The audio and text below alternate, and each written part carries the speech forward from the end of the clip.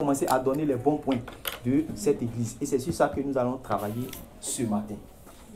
Donc c'est maintenant que nous allons travailler ce matin sur ce passage. Oui. Je connais tes œuvres, ton amour, ta foi, ton fidèle service, ta constance et tes dernières œuvres plus nombreuses que les premières. Amen. Donc la première chose que nous pouvons signer, que Jésus a souligné comme bon point de cette église-là, c'était quoi? Je connais tes œuvres. Ton amour. Donc on va voir ici, je connais ton amour. Donc on va essayer de traiter un peu cela. Donc le Seigneur Jésus dit qu'il connaît l'amour que cette église-là a pour Dieu. Autrement dit, cette église-là a pour lui. Il dit, je connais ton amour. Mais est-ce que parmi nous ici, le Seigneur peut rendre ce témoignage à que oui, moi je connais ton amour? Amen. Est-ce que le Seigneur peut venir ce matin, il est venu, puis le Seigneur, il vient devant toi, et puis il dit que réellement, je connais ton amour. Amen. Un jour, il a demandé cela à Pierre. Il est venu devant Pierre. Il a dit, Pierre, hein? M'aimes-tu? C'est la question. Vous pensez, c'est une question, vous pensez que c'est une question facile. C'était la question qui a troublé même Pierre. Si vous lisez bien, vous allez voir que cette question l'a troublé. Quand nous on lit, on voit que c'est facile. C'est non. Il a dit, quand le Seigneur lui a dit, Pierre, m'aimes-tu? Parce qu'il sait que celui qui est en train de lui demander, m'aimes-tu là? Si moi je dis, Sidibé, est-ce que tu m'aimes? Je ne connais pas ce qu'il y a dans le cœur de Sidibé. Je ne vois pas le cœur, je ne vois pas l'intérieur de Sidibé. Vous comprenez? Donc si Sidibé dit qu'il m'aime, je peux. Mais quand Jésus lui pose la question à Pierre, Pierre, il sait que Jésus connaît tout ce qui est dans son cœur. Donc il ne peut pas mentir. Vous comprenez? Donc il a dit, Pierre, m'aimes-tu? Jésus en train de... C'est-à-dire que Jésus sonde les cœurs et les reins. Il va voir si c'est vrai ou bien réellement si c'est faux. Mais quelqu'un qui sait si c'est vrai ou bien si c'est faux, lui encore il me demande, est-ce que tu m'aimes? Donc la question était trop difficile. Et bien, donc il commence à se sonder réellement, est-ce que véritablement il aime? Mais voilà le Seigneur Jésus qui rend témoignage des frères de l'église de Thyatire, des personnes qui étaient dans l'église, et il a dit que je connais ton amour. C'est fort. Alléluia. C'est-à-dire que dans la vie, il faut chercher à... C'est-à-dire qu'avant de faire quoi que ce soit, il faut savoir si réellement le Seigneur Jésus peut rendre ce témoignage-là de toi. Parce que si quelqu'un est bien aimé du Seigneur Jésus, cette personne-là aura la vie éternelle. Amen. Si quelqu'un n'est pas bien aimé du Seigneur, si quelqu'un n'est pas aimé du Seigneur Jésus, amen, cette personne-là ne peut pas vivre avec Dieu pour toujours. Ce n'est pas possible. Amen. Il rend témoignage, il dit que je connais ton amour. Maintenant, de quel amour maintenant s'agit-il? Dans sa parole, quand on voit, on dit que l'amour de Dieu, c'est quoi? Parce que quand il dit je connais ton amour, est-ce que c'est quoi? C'est-à-dire que le fait que ces personnes ont confessé que Jésus est le Seigneur, c'est ça? Ou bien c'est parce que ces personnes-là fréquentent une assemblée? Ou bien c'est parce que ces personnes-là sont pris dans une église où il y a le plus grand pasteur? Amen. Mais comment est-ce qu'on peut reconnaître l'amour de Dieu? Parce que cette personne-là gardait sa parole et il obéissait à tout ce que le Seigneur lui demandait. Maintenant, ce que vous dites là, ce que vous répondez là, est-ce que vous êtes sûr que c'est ça qui est l'amour de Dieu? Parce que nous, quand on entend l'amour, c'est quoi on appelle l'amour de Dieu? L'amour que, en fait, il y a l'amour que Dieu lui a pour toi. Hein? Puis il y a l'amour que toi, tu dois avoir pour Dieu. C'est de cet amour-là qu'il parle.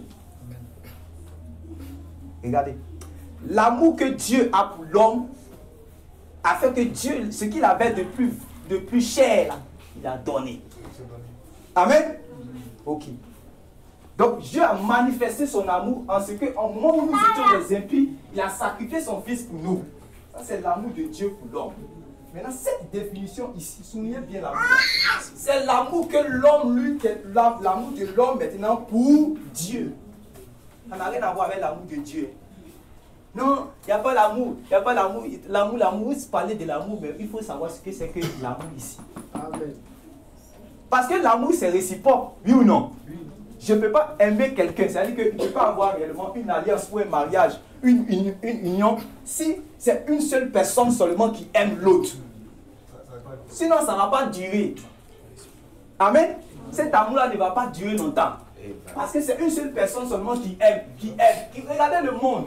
Quand vous voyez que les gens sont ensemble, et une seule personne seulement qui aime, et puis l'autre réellement, elle méprise l'autre, ça ne peut pas marcher ensemble. Ça va finalement juste se casser. Vous comprenez? C'est pour cela que quand vous lisez même dans le livre d'Osée, il dit qu'il a pris les enfants d'Israël et puis les a emmenés dans le désert pour que leur cœur, qui était attaché à l'Égypte, aux traditions d'Égypte, ça puisse se détourner ça puisse être détourné de l'Égypte pour que leur cœur soit attaché maintenant à Dieu. C'est-à-dire que pour trouver son amour, c'est comme quelqu'un, je prends un exemple qui est un roi. Et puis il veut marier une reine. Et la reine là par exemple n'est pas par exemple jolie. Je vais parler selon le monde. Elle n'est pas belle, elle est bizarre même. Mais le roi dit que, malgré que les gens disent, non mais toi-même là, toi tu es le roi, tu es bien garni, bien grand, bien bâti. Et puis c'est celle-là que tu dis que tu veux pour femme. Le roi dit que c'est elle là que mon cœur veut. On dit non, mais il y a des gens qui sont plus belles, qui sont plus qualifiées, qui sont plus élégantes, qui ont des belles formes, tout et tout. Mais comment toi tu dis que c'est elle? Le roi dit, c'est celle-là que moi j'ai choisie et c'est celle-là que moi j'aime. Parce que je l'aime véritablement. Alléluia. Donc quand il a choisi cette personne maintenant, il a manifesté son amour. Parce que malgré plusieurs points qu'il a disqualifiés, amen, malgré plusieurs points qu'il a disqualifiés et que les gens me se sont opposés, ils ont dit non, celle-là, elle ne mérite pas ton amour parce qu'elle n'est pas belle comme toi, tu es beau. Quelqu'un qui est beau, réellement, il doit être avec quelqu'un qui est belle. Mais lui, il dit que c'est celle-là que moi je veux parce que réellement, moi, mon cœur s'est attaché à elle, mon cœur l'aime. Alléluia. Maintenant, lui, il a fini de manifester son amour pour cette dernière. Donc, lui aussi, en retour, il veut que cette dernière aussi puisse manifester son amour pour lui. Amen. Maintenant, l'amour là, de cette dernière-là, pour lui, c'est en fait sa fidélité. Imaginons-nous que, par exemple, après avoir manifesté, c'est-à-dire que les gens sont opposés à leur union, jusqu'à, lui, il a dit, c'est elle, il veut, jusqu'à il a pris. Et puis demain, elle s'en va le trahir avec d'autres personnes. Amen. Est-ce que réellement ça peut perdurer? Donc, l'amour en réalité que nous devons manifester pour Dieu, parce que l'amour que Dieu a manifesté pour nous, en fait, c'est ce qu'on appelle la grâce. Parce que tu ne méritais même pas d'être aimé, parce que tu ne faisais même pas partie du peuple de Dieu. Toi et puis moi, on ne faisait même pas partie du peuple de Dieu. Amen. Selon la chair, on n'est pas issu de la postérité d'Abraham. Vous comprenez? Voilà. Donc, selon la chair même, là, on était disqualifiés. Mais Dieu a dit que réellement, regardez, on dit, la parole d'abord est venue chez qui? Donc la parole avait ses signes. Il faut admettre ça aussi. La parole qui était Dieu, auprès de Dieu, qui est Dieu, là, avait ses signes. Est-ce que tu es d'accord avec ça? Ces signes-là, c'est qui? Jésus avait dit, le salut vient des Juifs. Amen. Quand la parole est venue chez les siens, on dit, les siens ne l'ont point reçu. Amen. Mais à tous ceux qui l'ont reçu, à tous ceux qui croient en son nom, cette parole-là leur a donné le pouvoir de devenir enfants de Dieu. Lesquels sont nés ni de la chair, ni de la volonté de l'homme, ni du sang, mais sont nés de Dieu. Alléluia. Alléluia. Donc c'est à partir de ce moment maintenant que, comment on appelle ça même, nous allons pouvoir... Vous pouvez éteindre ça, s'il vous plaît. Voilà. C'est à partir de ce moment que Dieu a manifesté son amour pour nous. C'est-à-dire que pour des pécheurs. Amen.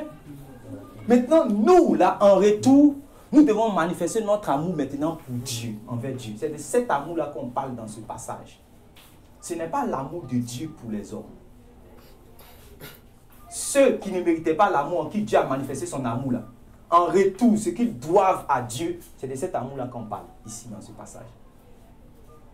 Donc, le témoignage que le Seigneur Jésus rend à cette église, il dit que je connais ton amour, C'est-à-dire que ton amour pour moi, toi tu m'aimes. Or, vous savez que dans la Bible, l'amour de Dieu, l'amour que l'on doit à Dieu, c'est quel amour?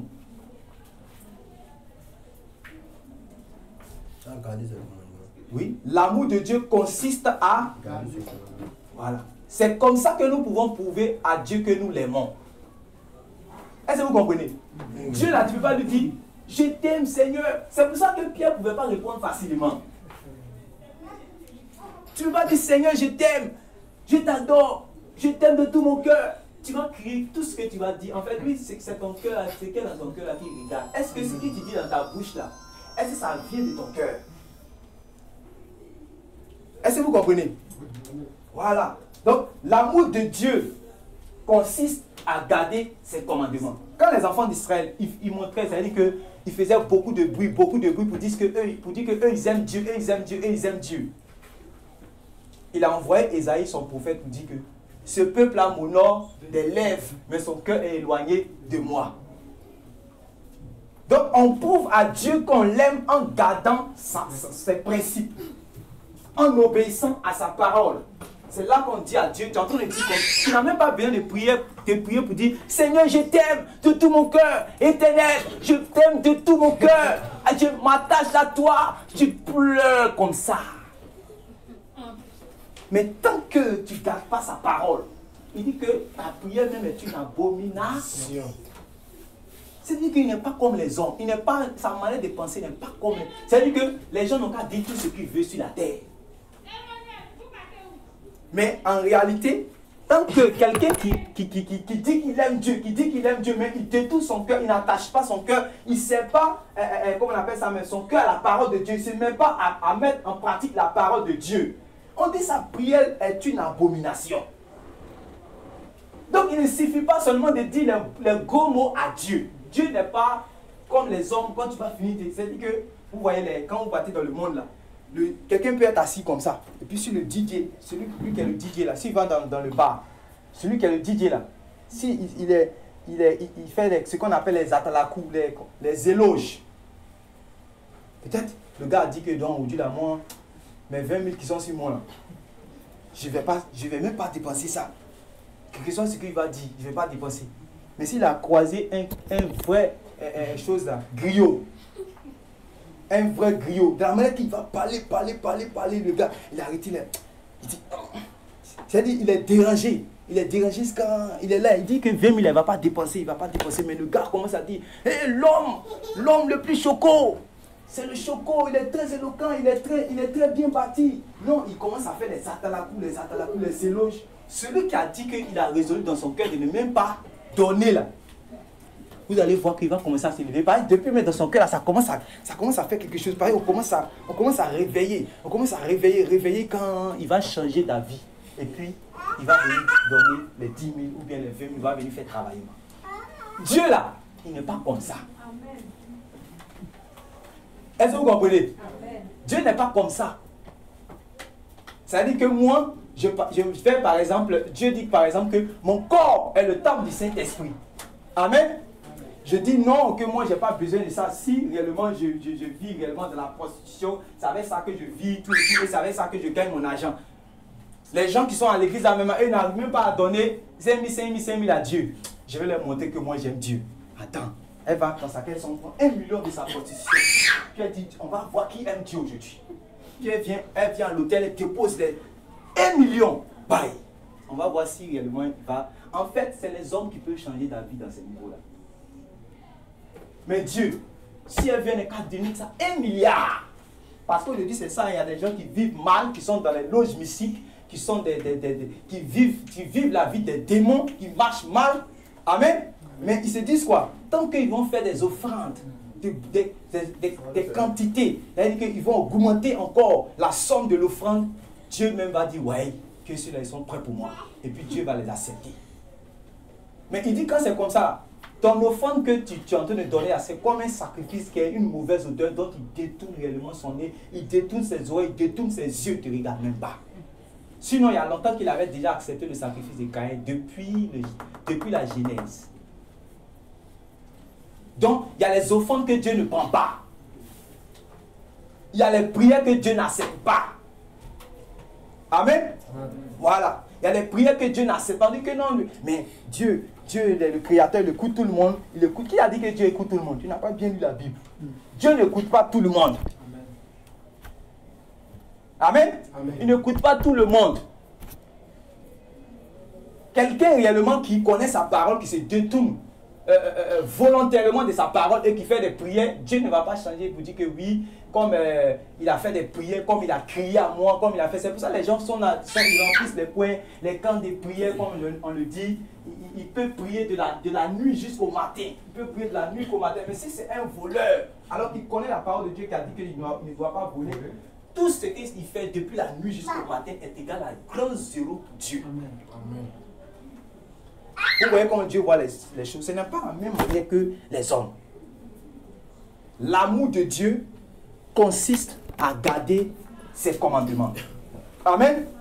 Voilà. L'amour de Dieu ne consiste pas à venir à l'église, à appartenir à une église.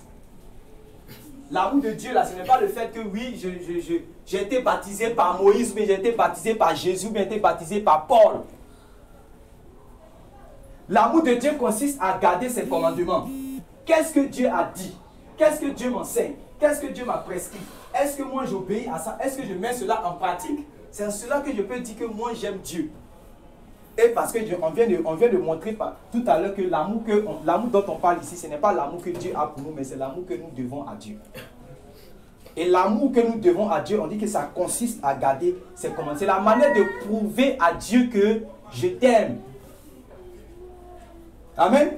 C'est la seule manière de prouver à Dieu que tu l'aimes. Alléluia. Donc on va prendre ce passage là dans 1 Jean chapitre 5 verset 3. 1 Jean chapitre 5 verset 3. 1 Jean chapitre 5 verset 3. Et puis quelqu'un va prendre 1 Jean chapitre 2 verset 15. 1 Jean chapitre 5 verset 3. 1 Jean chapitre 2 verset 15. 1 Jean chapitre 5 verset 3. Oui. 1 Jean 5 3. Car l'amour de Dieu consiste à garder ses commandements. Et ses commandements ne sont pas pénibles. Amen. Donc, car l'amour de Dieu consiste à garder ses commandements. C'est ça l'amour de Dieu. Amen. Donc, voilà la définition de l'amour de Dieu. C'est ça l'amour de Dieu. L'amour de Dieu consiste à garder ses commandements. Et c'est de cet amour-là que Jésus dit, il reconnaît des personnes qui ont cet amour-là. C'est-à-dire qu'ils gardent ses voies. Ils sont dans ses voies. Amen. Oui, deuxième passage. 1 Jean 2, verset 15. Oui. N'aimez pas le monde, ni ce qui est dans le monde. Si quelqu'un aime le monde, il n'aime pas Dieu. Le Père. Oui, répète encore. N'aimez pas le monde, oui, ni ce qui est dans le monde. Si quelqu'un aime le monde, il n'aime pas Dieu, le Père. Continue. Voici ce qu'on trouve dans le monde. Oui. Les mauvais désirs. Oui. Que quelqu'un porte en soi, l'envie de posséder ce qu'on voit et l'orgueil de venir de la richesse. Eh bien, tout cela ne vient pas du Père, mais du monde. Amen. Amen. Je vais lire dans votre version plus facile. Il dit, n'aimez point le monde, ni les choses qui sont dans le monde. Si quelqu'un aime le monde, l'amour du Père n'est point en lui. Regardez. Regardez où se trouve l'amour. Il dit, l'amour du Père n'est point en lui. Est-ce que vous comprenez même? Il y a l'amour du Père pour les hommes. Il a déjà montré son amour là, il a déjà fini. Ça c'est Jean 3 verset 16. Il a déjà dit. Est-ce que vous comprenez? Maintenant, il y a l'amour que lui, il doit trouver en vous pour lui. Il faut que ça rentre dans ton cœur. Parce que le monde, ou bien, c'est-à-dire qu'actuellement, il y a beaucoup de personnes qui ne comprennent pas ça. Ils ne savent pas ça. Il dit, l'amour du Père, là, n'est point en lui. C'est ça que Jésus, quand il a regardé les autres, là, dans Apocalypse, là, lui, il a trouvé cet amour-là. Vous voyez? Si quelqu'un aime le monde, L'amour du Père n'est point en lui. Car, maintenant il explique, quand il dit si quelqu'un le monde, tu vas comprendre ce que ça veut dire. Mais il explique. Car ce qui est dans le monde, la convoitise de la chair, amen, la convoitise des yeux, l'orgueil de la vie, ne vient point du Père, mais vient du monde. Voilà. Donc quelqu'un qui est dans cette posture-là, il n'est qu'à faire tout ce qu'il veut. Il n'est qu'à jeûner, il n'est qu'à prier, il n'est qu'à chanter. Il n'est qu'à, c'est-à-dire que tout ce qu'il peut faire comme activité, comme il n'est qu'à faire tout ce qu'il veut, mais en réalité, c'est-à-dire que l'amour de Dieu n'est pas en lui. Amen. C'est en cela que l'apôtre Paul avait parlé dans 1 Corinthiens chapitre 13, quand il parlait par rapport à l'amour de Dieu. Là. Il dit, il y a des gens qui vont même donner, qui vont même se brûler au feu, avec même le nom. Ils vont dire que c'est pour Dieu qu'ils sont en train de se brûler au feu, mais c'est-à-dire que c'est zéro, c'est-à-dire qu'ils sont morts en fait en vain. Maintenant, je vous pose la question, comment on peut aller même se jeter au feu pour Dieu et puis on n'aime pas Dieu?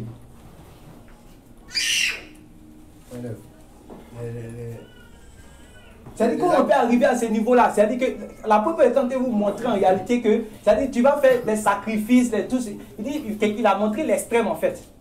Il a montré quelqu'un même qui allait se donner même à mort, mais c'est-à-dire qu'il n'a pas l'amour de Dieu même.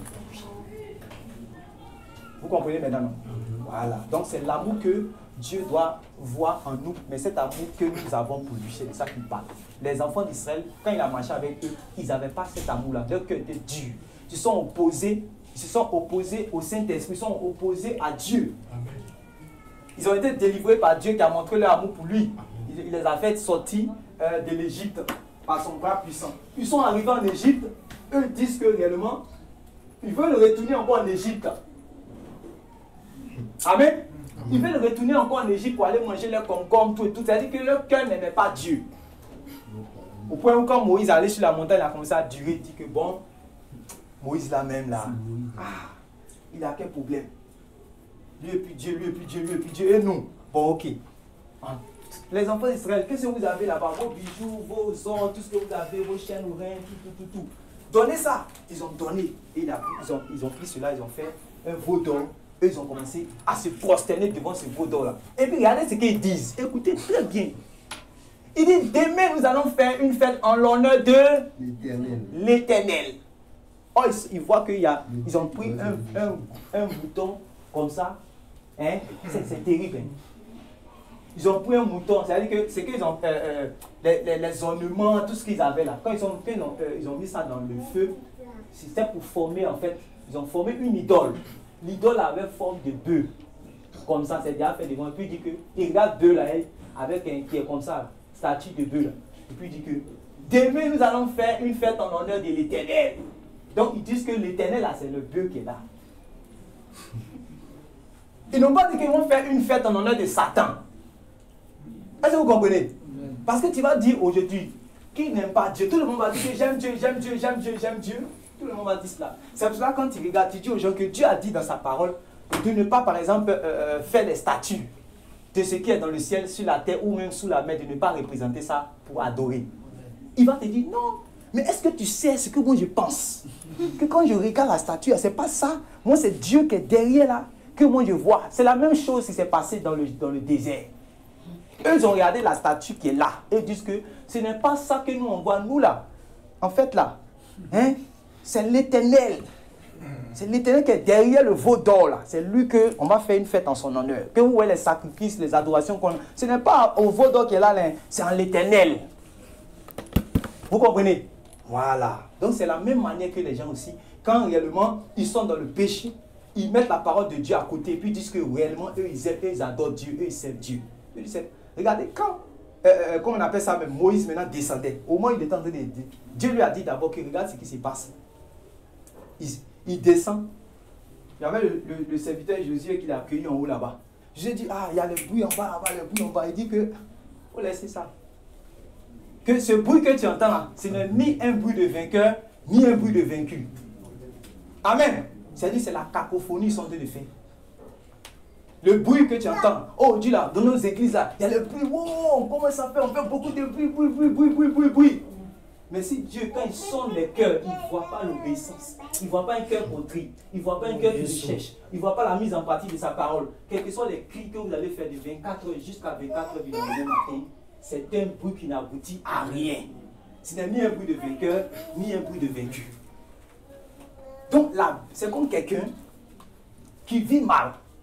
Et puis qui vient à la réunion d'église, qui se dit que de la manière dont il a chanté là, la voix que je vais donner à Dieu, Dieu lui-même ne pourra pas résister. Je vais entonner même d'une manière que... Voilà. Et regardez les religions, comment, que ce soit dans l'islam, que ce soit dans le christianisme, partout les religions, ils se disent que quand ils vont peut-être faire l'appel, de la manière qu'il va entonner comme ça, Dieu lui-même aussi là, il va se réveiller en même temps. Il n'est pas impressionné.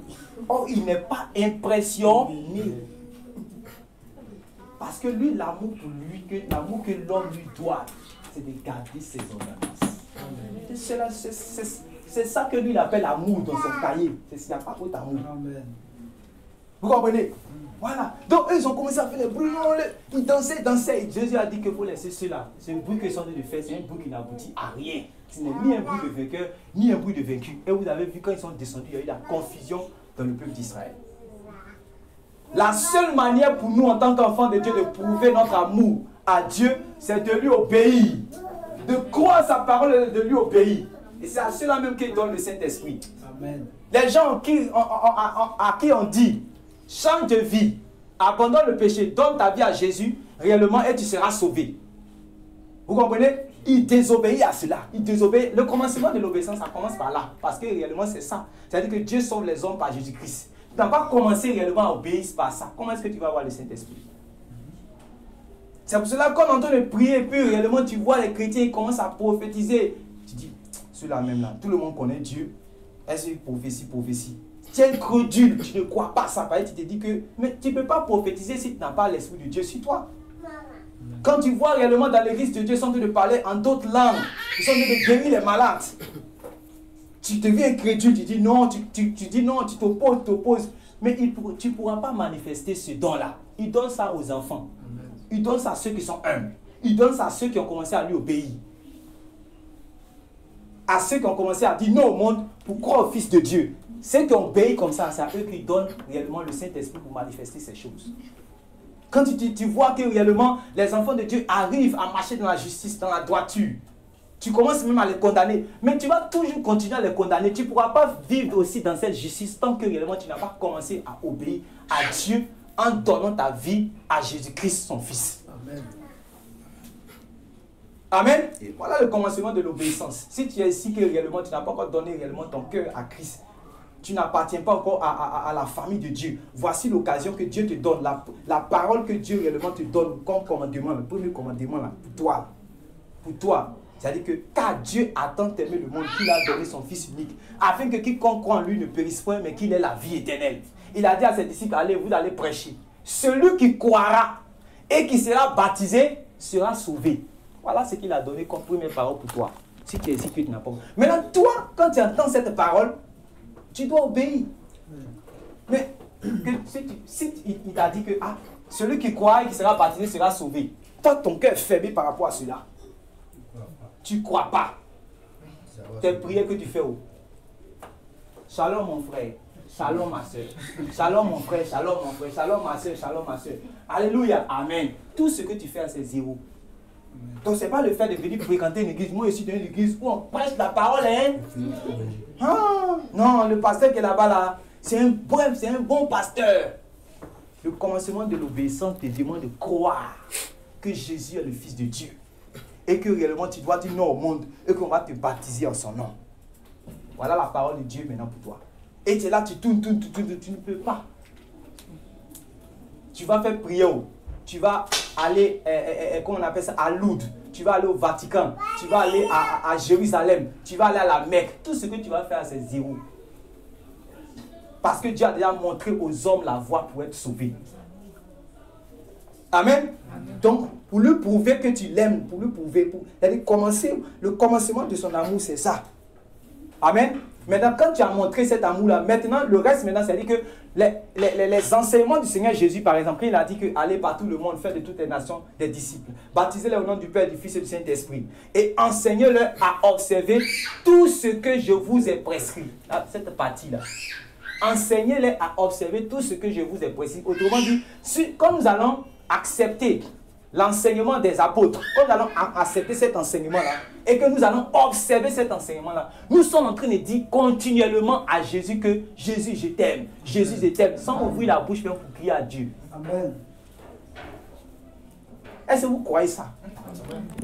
Sans ouvrir la bouche pour crier non, Jésus, je t'aime, Jésus, je t'aime. Tu vas te dire que tu vas donner un accord. Que cet accord-là, quand je vais donner comme ça au Dieu, à l'église, Dieu lui-même va voir que je l'aime. Ça, Dieu n'est pas dedans. C'est quoi les gens qui fréquentent des églises en Côte d'Ivoire?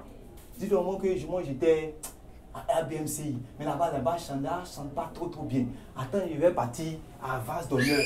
Là-bas, au moins, il y a les accords, il y a les baffes, il y a les sitars, il y a les guitares. Quand je vais, ça inspire la voix, tout et tout.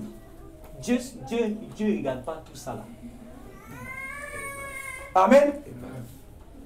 Dieu cherche les vrais adorateurs qui vont l'adorer en esprit et en vérité.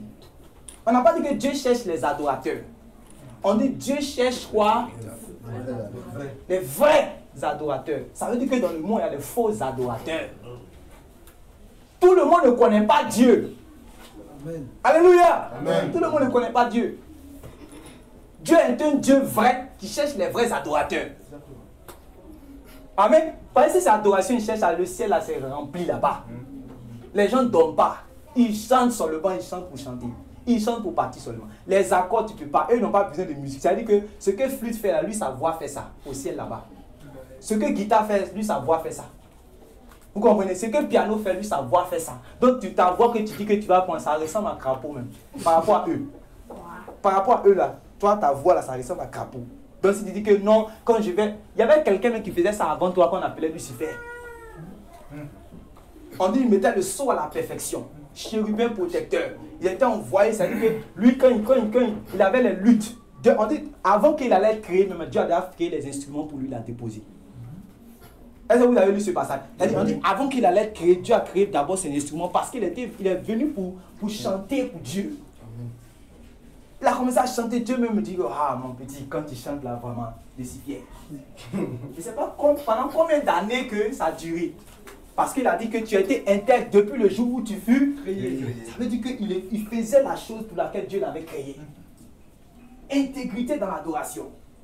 Intégrité dans la louange. Intégrité dans les cantiques. Intégrité dans les instruments. On dit jusqu'au jour où le péché est rentré dans ton cœur. Or, qu'est-ce que le péché? Le péché, c'est la transgression de la loi. La désobéissance à la parole de Dieu. Donc, il a désobéi à la parole de Dieu.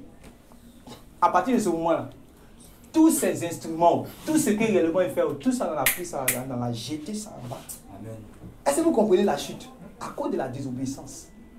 Donc, Dieu n'était plus, Dieu n'a pas dit, mais si je le cherche là, qui va chanter pour moi? Amen. Mais s'il s'en va, tous les instruments que j'ai payés là, qui va faire, que j'ai fabriqué du moins, qui va continuer, qui va prendre sa place, qui va... C'est ça en réalité. C'est-à-dire, Dieu même il a dit par la bouche de Jean-Baptiste que... Parce qu'eux se glorifiaient, dit que nous avons Abraham pour père. Que nous sommes issus d'Abraham, nous avons Abraham pour père, nous avons Abraham pour père. Jean-Baptiste a dit que Dieu lui peut prendre caillou pour faire enfant d'Abraham. Donc, Lucifer, il y a ton remplaçant. Il y a ton remplaçant fatigué même. Parce que tout le monde n'existait pas et puis eux tous les amenaient à l'existence. Est-ce que vous comprenez? Il n'y avait rien qui n'existait, c'était le néant. Et puis lui seul il existait et lui il a amené les choses à l'existence. Un gars comme ça, il peut te remplacer jusqu'à fatigué. Il va envoyer quelqu'un qui est 4 fois 10 000, 1 milliard de fois plus fort que toi pour l'adorer. Donc tu n'es rien, Lucifer. Puis il l'a chassé. Donc ne compte pas sur ton talent, ne compte pas sur ta force, ne compte pas sur ce que tu as, sur ta taille, tu n'es rien devant Dieu. Tu dois, parce que tu as été créé par lui, tu dois lui obéir. C'est pour ça que tu as été créé. Ce n'est pas ton argent qui va effrayer Dieu. Ce n'est pas ton teint qui va effrayer Dieu. Ce n'est pas ta taille qui va effrayer Dieu. Ce n'est pas tes relations qui va effrayer Dieu. Tout ce que tu es, tout ce que tu as, ce n'est rien parce que c'est lui-même qui t'a permis d'avoir ces choses. S'il n'avait pas donné sa parole, tu n'allais pas exister. Et puis, on dit que toute chose est soutenue par lui et par sa parole. C'est-à-dire que si aujourd'hui où tu es, il peut te retirer son souffle. Et puis c'est terminé pour toi. Tout ton argent va rester. Tout ce que tu fais, c'est réellement anéant. Voilà pourquoi les hommes doivent obéir à Dieu. Nous lui devons obéissance. Et c'est la preuve de notre amour pour lui. Il n'y a pas une autre manière. Deuxième chose qu'il va dire à cette église maintenant, Actes, toujours dans Apocalypse chapitre 2. Donc il a dit qu'il connaît son amour. Et nous avons bien identifié c'était quel amour. C'était l'amour que l'homme ou bien le croyant a pour Dieu. Maintenant il dit je connais quoi encore? Je connais ta foi. Voilà. Je connais ta foi. Amen. Je connais ta foi. Donc, c'est toujours, on va toujours dans le même élan. Il dit, je connais ta foi. Je connais ta foi. Est-ce que réellement le Seigneur Jésus connaît ma foi, moi qui suis assis ici? Est-ce que le Seigneur Jésus connaît la foi que moi j'ai pour lui? La confiance en lui. Amen. La confiance en lui. Est-ce que j'ai foi en sa parole? Est-ce que j'ai foi que c'est lui qui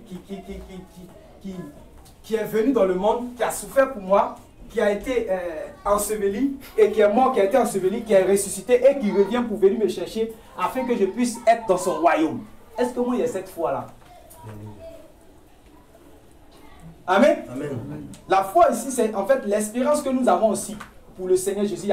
L'apôtre Paul a dit, par exemple, j'ai combattu le bon combat, j'ai achevé la course, j'ai gardé la foi. Il dit quoi? Désormais, la couronne de justice m'est réservée, non pas seulement à moi, mais à tous ceux qui auront aimé son avènement.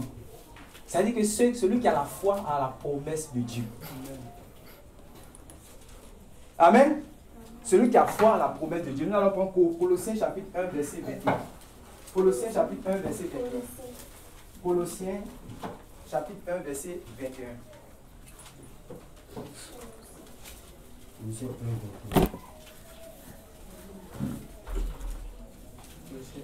Colossiens 1, 21. Et vous, qui étiez autrefois étrangers et ennemis par vos pensées et par vos mauvaises œuvres, il vous a maintenant réconcilié par sa mort dans le corps de sa chair.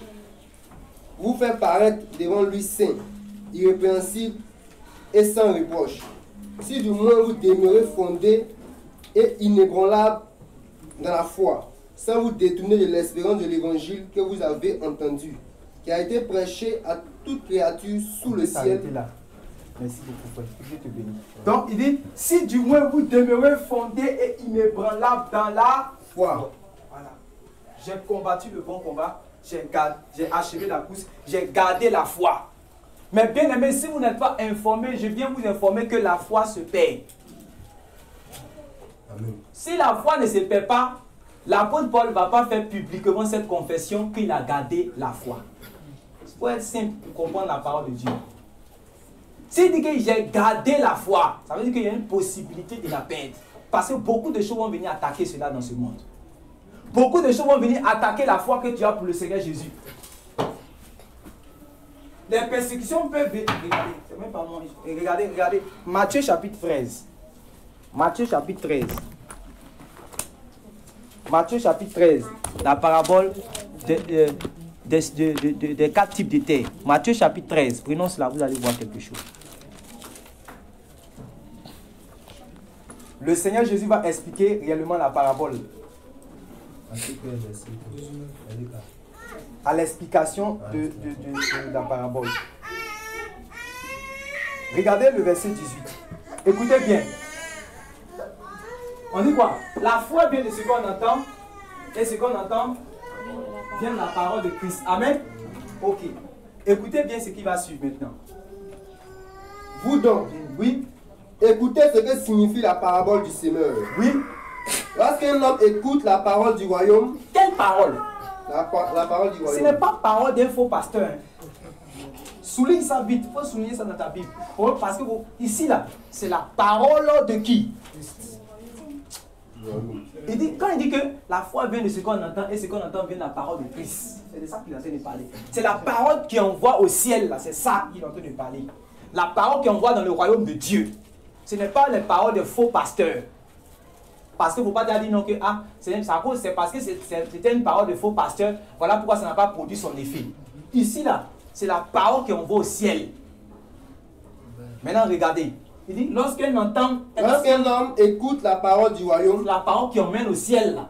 Oui. Et ne la comprend pas. Et il ne la comprend pas. Le malin vient. Le malin vient. Et enlève ce qui a été semé dans son cœur. Et il fait quoi? Il enlève ce qui a été semé dans son cœur. Il enlève ce qui a été semé dans son cœur. Oui. Cet homme est celui qui a reçu la semence au long du chemin. On dit c'est celui qui a reçu la semence sur le long du chemin. Oui. Celui qui a reçu la semence dans un endroit pierreux. On dit celui qui a reçu la semence dans un endroit pierreux. C'est celui qui entend la parole et la reçoit aussitôt avec joie. C'est celui qui entend la parole et qui la reçoit aussitôt avec joie. Seigneur m'a touché aujourd'hui. J'ai été béni par cette prédication. En tout cas, mon cœur a été secoué. Cette parole-là, véritablement, ça m'accorde la joie. Oui. Mais il n'a pas de racine en lui-même. Il n'a pas de racine en lui-même. Oui. Il manque de persistance. Il manque de persistance. Donc, il ne suffit pas seulement que ce soit un bon prédicateur qui te prêche.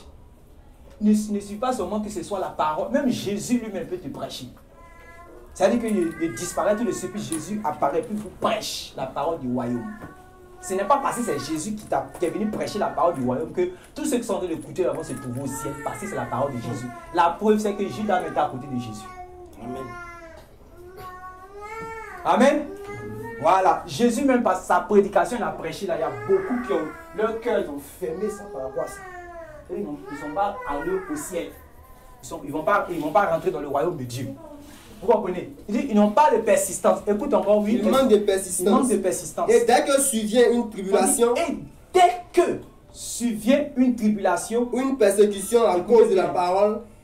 Et une persécution à cause de la parole. Donc la parole du royaume, quand il la reçoit, là, il y a un test pour ça.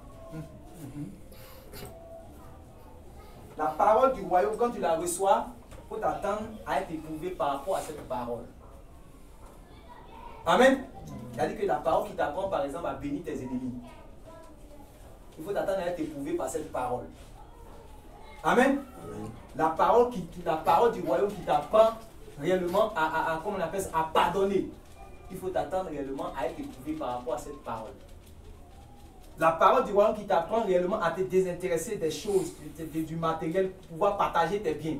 Il faut t'attendre à être testé et éprouvé par cette parole. On dit, et dès que survient une persécution à cause de cette parole, il y trouve une occasion de chute. Lui, il y trouve une occasion de chute. C'est lui qui a reçu la semence parmi les épis. Donc, vous voyez qu'il y a beaucoup de choses qui viennent pour s'opposer à votre foi. Oui ou non? Oui. Ça là, je ne sais pas comment on peut t'expliquer ça pour que ça puisse entrer dans ton cœur et dans ta tête. Si Jésus même n'a pas pu t'expliquer, c'est ce qu'il a dit aux disciples là. Il dit que même la parole, cette parabole là, c'est à vous là qu'il a été donné de connaître cela. Mais si toi-même là, Jésus il est venu, il t'a expliqué cette parabole, puis tu crois, tu ne comprends pas. Qui n'est qu'à venir, qui peut t'expliquer ça encore mieux que Jésus? Jésus dit que la foi là, elle se perd. Parce que quoi? Tu es dans un monde où il y a des choses qui font la guerre à ton âme. Et si tu ne crois pas qu'il y a des choses qui font la guerre à ton âme, quand quelque chose fait la guerre à ton âme, c'est pour faire quoi à ton âme? Te détruire. C'est pour la perdre. C'est pour perdre ton âme. Jésus est venu pour sauver ton âme. Maintenant, au lieu de, quand il a sauvé ton âme, il ne t'a pas amené tout de suite à mettre, il ne t'a pas décollé pour aller te déposer dans son royaume. Il t'a laissé dans un monde où il y a des choses qui vont faire la guerre à ton âme. Donc il te demande de garder. C'est ça l'apôtre Paul dit que quand lui il a combattu le bon combat, il a achevé la course, il a tout fait pour garder la foi. Que rien dans ce monde ne puisse faire que tu puisses perdre ta foi. Tu peux perdre tout, mais ne perds pas réellement ta foi. Ne perds pas la foi au Seigneur Jésus. Ne perds pas la foi à son message. Parce que beaucoup de choses vont venir dans ce monde, la tribulation, les persécutions, la séduction. Il y a une séduction qui va venir, beaucoup vont commencer à abandonner la foi. L'apôtre Paul a prophétisé cela, Jésus m'a prophétisé cela quand il disait que l'amour du plus grand homme se refroidira. C'était ça qu'il était en train de parler. Il dit quand le Fils de l'homme viendra, trouverait la foi sur la terre. Est-ce qu'il va trouver la foi sur la terre? Amen. Donc, la bonne parole du royaume qui a créé la foi dans les cœurs, là, c'est pas parce que le diable va voir, tu es trop joli à voir. Toi, tu as reçu la parole de Dieu qui va t'emmener au ciel. Puis il va dire que voilà, comme la parole de Dieu, il a reçu la parole de Dieu. Attends, il va l'attaquer ceux qui n'ont pas la parole de Dieu. C'est faux. C'est pas ce que l'évangile a dit. C'est celui qui a reçu la parole de Dieu là. C'est celui qui est en train de rôder. Pierre dit qu'il rôde comme un lion. Il rôde comme un lion et il cherche qui il va dévorer. Vous voyez que c'est le païen qui est en train de chercher quoi? Arrêtez-moi ça là. Le diable ne peut pas prendre son temps, aller chercher un païen comme ça pour voter, comme il va faire. Il y a quoi d'un païen qui peut faire peur au diable? Vous comprenez? Il attaque ce qui est son ennemi. Il est ténèbres, donc il attaque ce qui est la lumière, où il y a la parole. Ce qui ne lui appartient pas, c'est ça qu'il cherche à attaquer. C'est ça que Pierre dit qu'il rôde comme un lion cherchant qui il va dévorer. Il rôde, il cherche les failles, il calcule, il voit. C'est à cause de la foi que tu as reçue. Et ça, Paul dit, il a tout fait pour garder. Après, quand il a achevé sa poursuite, il a tout fait pour garder cette foi. Donc la foi se perd. Vous comprenez? Donc, tu peux perdre tout dans ce monde, mais en tout cas, arrange-toi pour ne pas perdre ta foi. C'est ce que j'avais dit à un vieux apôtre. C'est-à-dire, je suis allé le voir, j'ai vu beaucoup de choses. J'étais tellement combattu que je suis allé le voir. Puis j'ai dit, ah, le vieux. Voilà ce qui est écrit dans la Bible. Que en tant que serviteur, nous sommes appelés à prêcher. Et toi-même, tu dis que non, attends, Esmel là, quand il y a une réunion de pasteurs, il dit que, en tout cas, Esmel là, quand lui prêche là, les gens me veulent rentrer en même temps sous le sol, en même temps pour aller se cacher. Je dis que les gens, quand ils prêchent là, ils prêchent pour montrer l'éternité aux gens. Mais eux disent que ça c'est mon ministère, ça c'est mon appel. Et il y a d'autres qui ne sont pas appelés par tout ça. Tu qu'on dit non, il disait ça à un frère hier. Il y a un serviteur qui dit non, Esmel, toi, en tout cas, tu as secret pour prêcher sur la sainteté. Donc moi je l'écoute et puis je suis étonné quoi. Pourtant c'est nous tous on a appelé à ça. Il n'y a pas un prédicateur spécialement qui doit prêcher la sanctification et puis l'autre doit prêcher autre chose. Tout le monde doit prêcher ça. Le jour où Jésus a parlé, il a parlé dans Actes chapitre 12, il a parlé dans Matthieu chapitre 28 là. Eux tous étaient là, c'est à eux il a donné l'ordre de partir prêcher sa parole, d'enseigner tout ce qu'il a prescrit. Donc vous voyez qu'il y a une catégorie de prédicateurs. Lui, Dieu l'a appelé à prêcher la sanctification. Et il y a une catégorie de pasteurs que Dieu n'a pas appelé à ça. C'est faux. Amen. Amen. C'est faux. Toute personne qui est chargée, restez là quand je parle. Si cette parole n'est pas rentrée dans ton cœur, je ne sais pas. Regardez, du moins, je suis appelé au ministère de délivrance. Matin, délivrance, le soir, délivrance. Janvier, jusqu'à janvier prochain. Délivrance. Qui a dit que c'est pas quelqu'un est délivré qu'on va le trouver aussi. Je vous dis, ouvrez bien les oreilles. Ce n'est pas parce que Jésus a imposé les mains à Bartimée que Bartimée a vu. Que sur la base de l'imposition des mains de Jésus, que nous allons voir Bartimée au ciel. Hein. Jamais de la vie. La femme avec les 12 années de perte de sang, ce n'est pas parce qu'elle a touché les pans de la robe du Seigneur Jésus et qu'automatiquement elle a été libérée de cette maladie. Et je dis Alléluia pour ça, Alléluia. Amen. Mais ce n'est pas sur cette base-là que vous allez la trouver dans le royaume de Dieu. Ce n'est pas comme ça, ce n'est pas la qualification qui mène dans le royaume de Dieu. Ce n'est pas la guérison qui mène dans le royaume de Dieu. Ce n'est pas la délivrance qui mène dans le royaume de Dieu. Le jour où Jésus s'est arrêté dans Luc chapitre 14, beaucoup de personnes étaient en train de le suivre et puis il s'est bloqué comme il a dit. Si quelqu'un veut me suivre, qu'il renonce à lui-même, qu'il se charge de sa croix et qu'il me suive. Celui-là, si Bartimée était parmi eux là, si Bartimée, parce qu'il a été guéri, il a commencé à voir. Et puis Jésus a donné cette condition pour pouvoir entrer dans le royaume de Dieu. Puis Bartimée dit non, okay, mais moi tu m'as guéri. Et puis Bartimée s'en va. Vous pouvez vous avez trouvé Bartimée dans le royaume de Dieu. Même après avoir été guéri par le bras puissant de Jésus, il ne va pas rentrer dans le royaume de Dieu. Vous comprenez cela? Donc ce n'est pas à faire de dire non, ministère de délivrance, moi j'ai été appelé à faire ministère de guérison, moi j'ai été appelé à faire ça. Tout ça, ce sont des bonnes choses. Mais en réalité, ce n'est pas ça qui emmène une âme dans le royaume de Dieu. Amen. Donc si tu es dans un ministère de délivrance, ah, moi là-bas, là, nous là, mon bishop là, c'est le ministère de délivrance, nous mon bishop là, c'est le ministère de guérison, c'est là-bas que, ok, il n'y a pas de problème. Hein, tout ce qu'on vient de dire, tu vois que réellement tu as problème. Tu as problème. Donc, en réalité, tu es dans le monde et il y a beaucoup de choses qui font la guerre à ton âme. Ta propre chair, toi-même là, ce que tu es là, ça fait la guerre même à ton âme. C'est que ta propre chair fait la guerre à ton âme. Le monde, ça fait la guerre à ton âme. La séduction, ça fait la guerre à ton âme. Les persécutions, toutes ces choses-là, c'est pour que réellement ton âme puisse se détourner du chemin étroit pour aller sur le chemin large et spacieux qui mène à la perdition. Vous comprenez? On dit nous ne devons pas être de ceux qui se retirent ou se perdent, mais de ceux qui ont la foi pour être sauvés. Car mon juste vivra par la foi. C'est sur ces paroles-là qui doivent faire écho dans ton cœur. Donc j'ai dit au vieux, là. Le vieux, en tout cas, avec tout le respect que je te dois, était avec ma femme. Si c'est pour, c'est-à-dire que si je préfère prêcher, c'est-à-dire que être dans la vérité, même si je vais manger arachide avec ma femme et puis mon enfant, je suis prêt à manger cet arachide. C'est-à-dire que arachide là, avec arachide grillé là, je suis prêt à manger ça là, jusqu'à la fin de mes jours, et puis être dans la vérité. Amen. Il dit que, parce qu'il parlait, il dit, attends, donc vous voulez retourner comme les apôtres. Vous voulez faire comme les apôtres. Pourtant, lui, il a un ministère d'apôtre. Donc vous voulez faire comme les apôtres là, quoi. Ouais. Vous voulez faire comme les apôtres d'avant. Vous êtes sûr que vous pouvez faire comme les apôtres là. Il dit, en tout cas, moi, j'ai vu ça. Je crois que je peux faire, c'est possible. Il dit que, d'accord, il a compris. Il dit, moi, en tout cas, je suis prêt. Même si c'est pour manger arachide avec ma famille, je vais le faire. Et je vais assumer cela.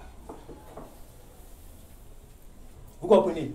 Donc, pour rien au monde, ta foi, même si tu n'as pas 500 francs pour payer ta pommade, il faut accepter que ton thé n'est qu'à être sale pour que ta foi soit toujours là. Tu comprends ce qu'il dit? Vaut mieux que ton thé est sale que ta foi est toujours là. C'est pourquoi Jésus dit que servirait-il à un homme de bois? Comme un joli thé dedans. Que de... Il y a des gens qui ont dit que elle était noire. Noire comme charbon. Dieu dit que ça c'est ta beauté qu'elle a. Moi il dit que je vais montrer tellement ma sagesse au monde que je vais créer des femmes qui sont noires mais qui sont belles, des femmes qui sont claires, qui sont belles, et des femmes qui sont brunes, et des femmes qui sont blanches. Et c'est ça qui sera ma sagesse. Et tellement tu as été bombardé par les films de Ruby, de telenovela, de Nollywood, le thé noir, vous voyez que ça commence à disparaître. Oui ou non? Oui. Tous ceux qui étaient noirs disent que réellement on va les jeter Caribou Extra White. On va mettre ça du pas automatiquement, mon thé ça devient bim. Ça devient réellement blanche. Donc elle a essayé de se dénaturer. Amen. Changer son aspect. D'autres même sont allés changer leur partie, leur rondeur, leur tout sont allés changer cela. C'est pourquoi? C'est pour être acclamé des hommes, pour être vu des hommes, pour être estimé des hommes. Est-ce qu'elle n'a pas gagné joli thé là? Mais joli thé là, ça que servirait-il à un homme de gagner tout? Il dit tout là, faut mettre tout ce que tu veux. Mets tout ce que tu veux dedans. Et puis perdre son âme. Donc il y a les gens, à cause de pommade, parce que quand tu vas prêcher une prostituée, tu prêches jusqu'à dire que non, je suis touché, je vais dire la vérité. Quelle fille de Dieu a dit, mais ma maison lui donne la studio. C'est ce qu'il fait là. C'est ça que je prends aussi pour payer. Mais si je donne ma vie à Jésus, donc pour que vous dites qu'on va se repentir, ça veut dire que ce que je suis en train de faire là, je dois arrêter pour être sauvé. Non, ça, en tout cas. Donc vous voyez que à cause des loyers des maisons, elle n'a pas perdu son âme. Voilà. Donc c'est que vous pouvez mettre tout dedans. Tout. Amen. Donc, pour rien au monde, mon bien-aimé, tu dois perdre la foi. C'est ça que Jésus a dit à cette église. Elle a dit que je connais ta foi. Parce qu'il a vu, malgré les problèmes, les persécutions sont venues, la détresse est venue, le malheur, toutes sortes de choses sont venues, mais eux, ils sont toujours restés stables dans la foi. Amen. Tout de suite, ils m'ont dit que la guerre est arrivée au pays, ou bien la guerre est arrivée en Afrique, ou bien la guerre est arrivée quelque part. Les gens vont abandonner la foi. Mais projetez un peu vos regards, faites un peu d'actualité, allez-y en Inde. Dans les villages, vous allez voir qu'il y a nos frères qui sont en train d'être persécutés. Récemment, c'était en Érythrée. 500 personnes ont été exécutées. Ils ont été exécutés à cause de leur foi. J'ai regardé un documentaire où même c'était les enfants de 2 ans, 3 ans. On leur a demandé, ils ont pris Kalash, le documentaire là, si vous voulez, après, dès qu'on finit la réunion, je vais mettre le documentaire, vous allez. En Égypte, une petite fille de 3 ans comme ça, elle dit qu'ils ont pris les Kalash, ils ont tiré sur les enfants. On leur a demandé de faire une récitation islamique, ils ont dit non, ils ont tiré sur eux. Les enfants de 2 ans. Quand il regardait ça, il était tellement bouleversé, il dit, Seigneur, est-ce que moi j'ai la foi encore? Les enfants de 3 ans, 2 ans, ils ont dit que non, ils ont grandi. C'est comme vous voyez les enfants qui sont là, ils écoutent la parole là. Ils ont comme les enfants là, ce qu'on dit, ils croient, ils ont crié Jésus, Seigneur, tout. Quand ils étaient arrivés dans le bus, donc, ils ont dit qu'ils n'ont qu'à réciter. S'ils ne récitent pas, ils vont les arroser. Les enfants là, ils n'ont pas accepté de régner le Seigneur Jésus. Puis ils ont tiré sur eux. C'est la petite fille de 3 ans là, qui était tellement... comment elle ne sait pas, c'est-à-dire que cet événement l'a tellement marqué qu'elle ne sait pas ce qu'elle a commencé à rendre témoignage. Il faut voir les femmes égyptiennes, elles ont commencé à pleurer, puis elles ont dit qu'elles ne vont pas abandonner le Seigneur Jésus, elles ne vont pas abandonner le Seigneur Jésus. Voilà le témoignage qui doit nous motiver. Vous comprenez? Toutes ces choses qui sont arrivées là, j'ai connu des personnes qui étaient dans les familles islamiques. On a dit que toi là, on va te chasser parce que chez nous là, depuis le grand-père jusqu'à... On est venu trouver ça dedans, les dedans. Toi, un jour, un bon matin, Jésus. Tu vas connaître ce que tu vas connaître. Et puis, on va couper une jambe avec toi. Si tu t'amuses, on va te chasser de la maison. D'autres, mais ça allait plus loin. Il y a écouté des témoignages, on a voulu brûler la maison. Mais il a toujours sa foi au Seigneur Jésus.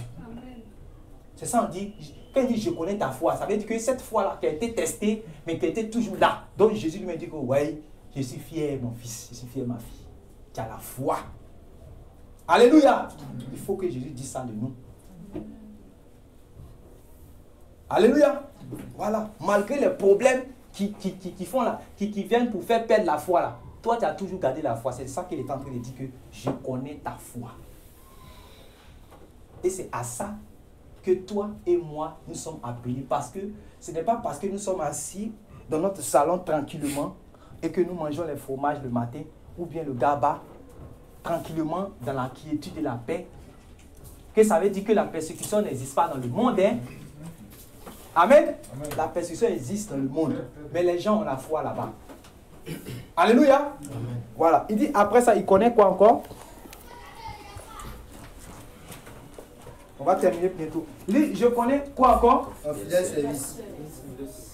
Je connais ton fidèle service. Très bien. Et cette fidélité-là, ça renvoie à quoi? Ce fidèle service, ça renvoie à quoi?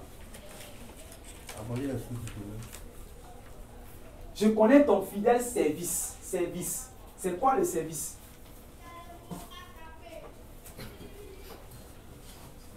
C'est quoi le service?